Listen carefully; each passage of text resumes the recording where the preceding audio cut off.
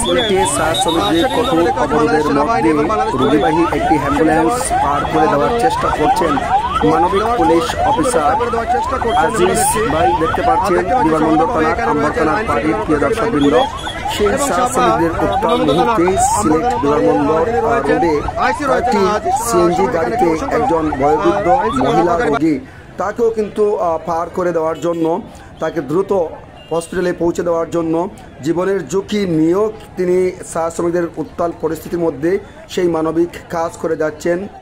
সিলেট বিমানবন্দর থানার আম্বরখানা পাড়ের আইসি মোহাম্মদ আজিজ, তিনি এমনটাই কাজ করে যাচ্ছেন। মানবিক একটি গুণ ওনার মধ্যে বিভিন্ন সময়ে বিভিন্ন প্যান্ডামিক কিংবা বিভিন্ন ক্রাইসিসের সময় দেখা যায়, যেখানে বাংলাদেশ সেনাবাহিনী পুলিশ সহ এখানে রয়েছেন সার্বিক নিরাপত্তার জন্য। তারপরে কঠোর একটি উত্তাল অবস্থান, চা শ্রমিকদের কঠোর কর্মসূচি চলছে, অবরোধ, সেখানে কিন্তু তিনি মানবিক কাজ করে যাচ্ছেন। আপনারা দেখছেন একটি সিএনজিতে একজন বয়োবৃদ্ধ মহিলা রোগী, তিনি কিন্তু কাঁদছেন সেই অবরোধের কারণে। তিনি ডাক্তারে যাবেন, তারপরে কিন্তু যেতে পারছেন না।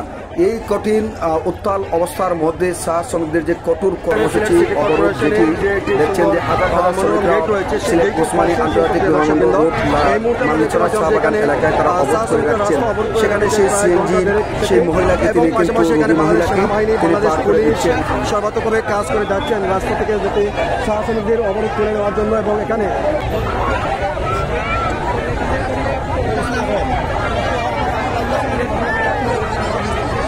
আপনারা একটু বুঝলাম জমলা টিভির লাইভ চলে।